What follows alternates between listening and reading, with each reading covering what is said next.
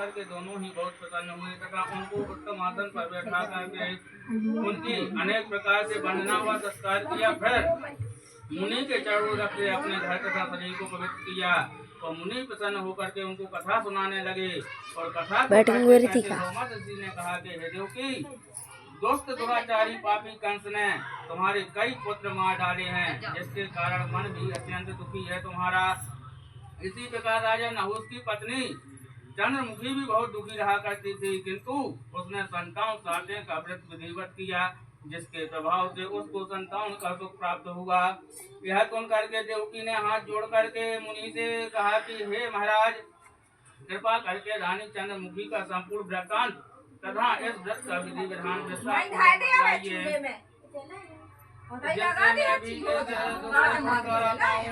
तो लोमस ऋषि ने कहा कि हे देवकी, अयोध्या के राजा नहुष थे, उनकी पत्नी चंद्रमुखी अत्यंत सुंदरी थी। उस नगर में विष्णुगुप्त नामक एक ब्राह्मण रहता था।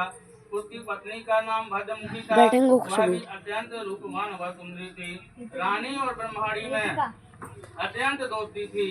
एक दिन वो दोनों सरयू नदी में स्नान करने के लिए निमित्त गईं। वहाँ पर उन्होंने देखा कि बहुत सी स्त्रियां सरयू नदी में स्नान करके साफ सुंदर निर्मल वस्त्र पहन करके एक मंडप में श्री शंकर जी एवं पार्वती जी की मूर्ति की स्थापना करके उनकी पूजा कर रही थी। रानी और ब्रह्माणी ने यह देखकर उन स्त्रियों से पूछा कि हे बहनों, तुम सब यह किस देवता का और किस कारण से पूजन व्रत आदि कर रही हो? तथा उन औरतों ने कहा कि हम संतान साधने का व्रत कर रहे हैं और हमने शंकर पार्वती का पूजन अक्षत आदि से विधि से किया है। यह सब इसी पुनीत व्रत का विधान है। रानी और ब्रह्माणी ने भी यह व्रत करने का मन में संकल्प कर लिया और घर वापस लौट आई। ब्रह्माणी भद्रमुखी तो इस व्रत को नियम पूर्वक करती रही, किंतु रानी चंद्रमुखी अपने राजमत के कारण इस व्रत को कभी करती, कभी न करती, कभी भूल जाती। कुछ समय बाद दोनों मर गईं और दूसरे जन्म में रानी ने बदरिया का जन्म लिया और ब्रह्माणी ने मुर्गी का जन्म लिया।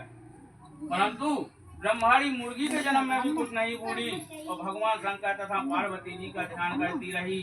उधर रानी बदरिया के जन्म में भी सब कुछ भूल गई और थोड़े ही समय के बाद इन दोनों ने फिर देश त्याग दी।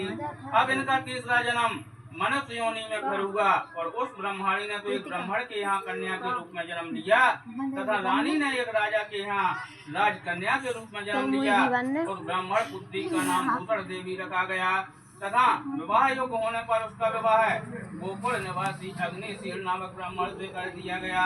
भूषण देवी इतनी सुंदर थी कि बिना आभूषण पहने हुए भी वह अत्यंत सुंदर लगती थी, जैसे कि कामदेव की पत्नी रंभा भी उसके सम्मुख लज्जा खाती थी।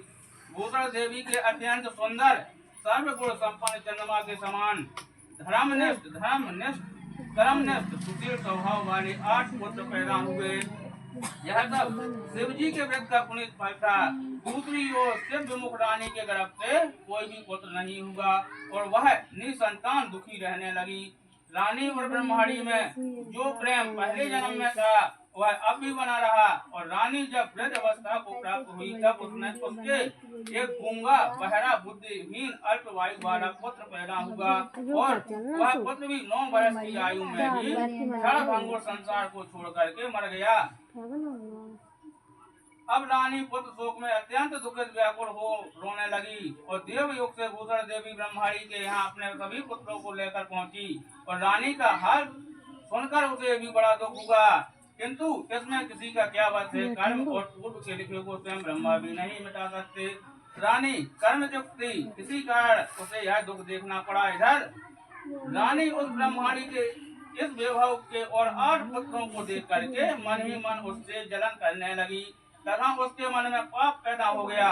उस ब्रह्माणी ने रानी के संताप को दूर करने के लिए अपने 8 पुत्रों को रानी के पास छोड़ दिया और रानी ने पाप के वशीभूत होकर के उन ब्राह्मण पुत्रों की हत्या करने के विचार से लड्डुओं में जहर मिला करके उनको खिला दिया।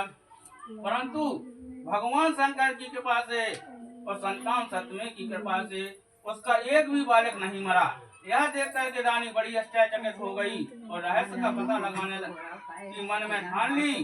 भगवान की पूजा से निमित्त हो जब भूषण देवी आई तो रानी ने उससे कहा कि मैंने तेरे पुत्रों को मारने के लिए इनको जहर मिले लड्डू खिलाए, किंतु इनमें से एक भी ना मरा। तूने कौन सा व्रत किया जिसके कारण तेरे पुत्र नहीं मरे और तू नित्य नए सुख भोग रही है? तू बड़ी सौभाग्यवती है। इसका भेद मुझे निष्कपट होकर के समझा। मैं तेरी बड़ी सुखी रहूंगी। रानी के यहाँ से 3 वचन सुनकर के ब्रह्मवाणी बोली कि हे रानी सुनो, तुमको मैं पूर्व जन्म का हाल कहती हूँ, तो ध्यान से सुनना। पहले जन्म में तुम राजा नहुष की पत्नी थी और तुम्हारा नाम चंद्रमुखी था और मेरा नाम भद्रमुखी था और हम तुम दोनों अयोध्या में रहते थे।